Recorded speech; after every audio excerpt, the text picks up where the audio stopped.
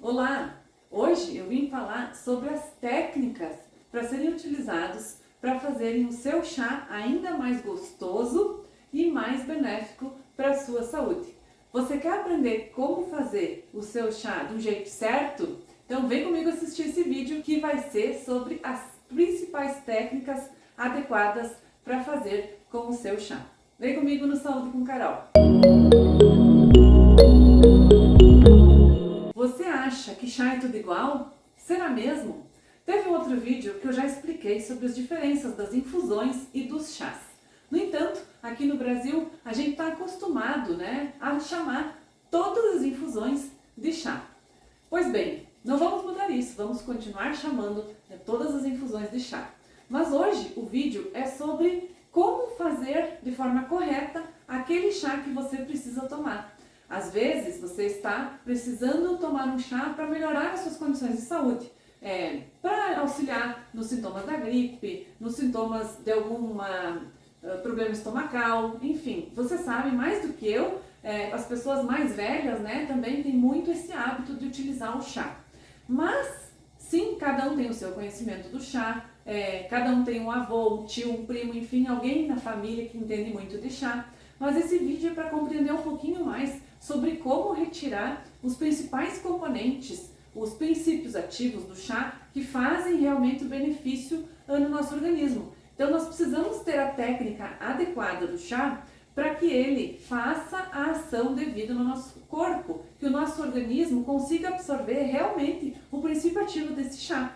E é isso que nós vamos ver aqui hoje. Existem vários tipos de técnicas de extração dos componentes de um chá.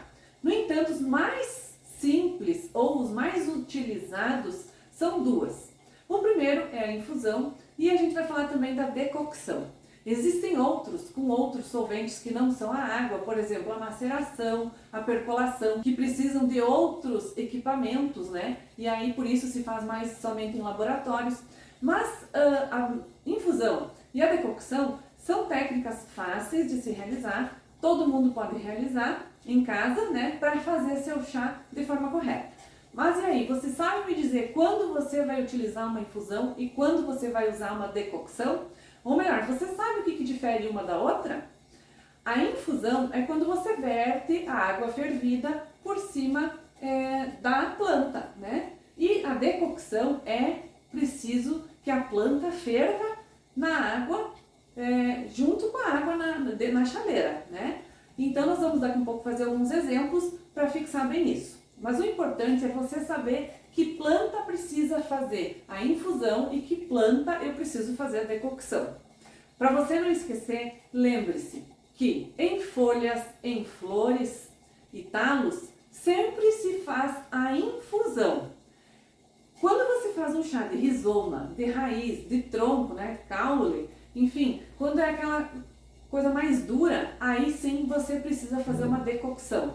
Por quê? Porque nesses materiais mais sólidos, como tronco, como raiz, nós precisamos que ele fique em contato por um tempo maior na água, numa temperatura maior, para que ele consiga, para que a gente consiga retirar então esses princípios, esses compostos, para que esses compostos então vão para a água. Então a decocção é necessária para isso.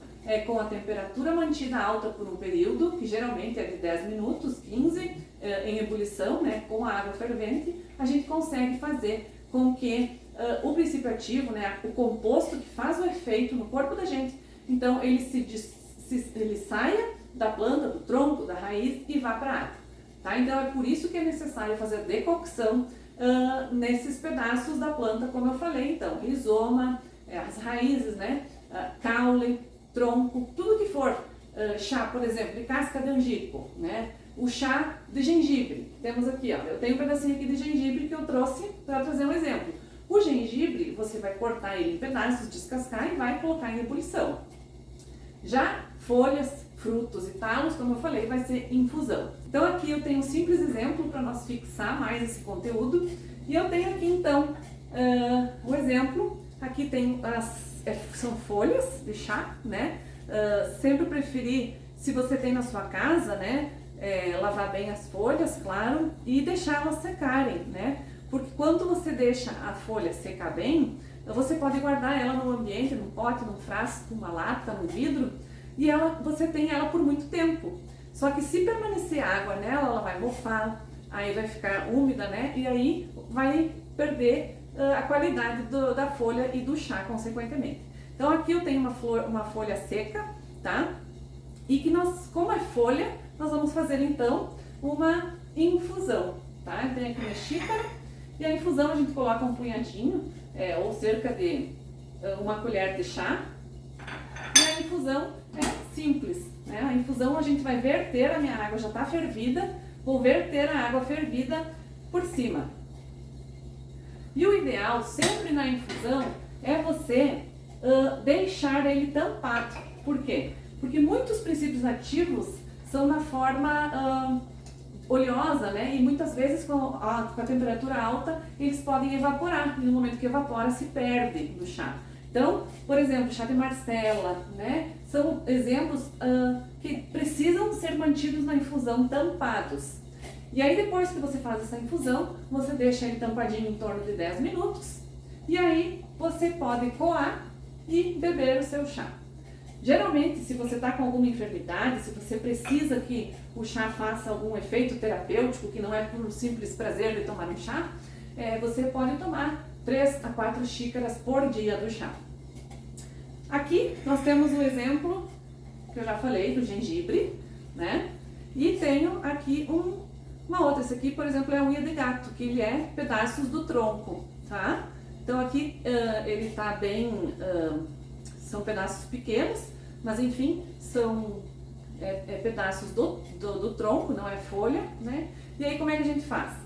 Eu vou colocar, aqui eu tenho já em ebulição, tá fervendo a minha água, e aí eu vou colocar também um maço aqui e vou deixar em ebulição no fogo por aproximadamente 10 minutos, porque como eu falei, o tronco, né, as raízes, elas são mais grossas, elas precisam de mais tempo no fogo para liberar então o princípio ativo, né, o composto que faz o efeito para a água, para então que a gente possa ingerir o chá e o chá conseguir absorver isso e realizar então o efeito.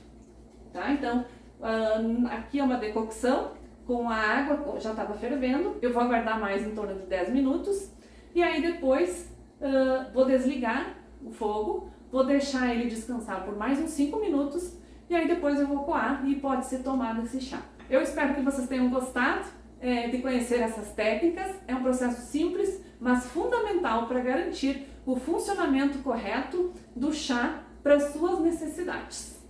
Não esquece de deixar seu like e se inscrever no canal. Também, se tiver alguma dúvida, pode deixar aqui embaixo que eu respondo. Até mais!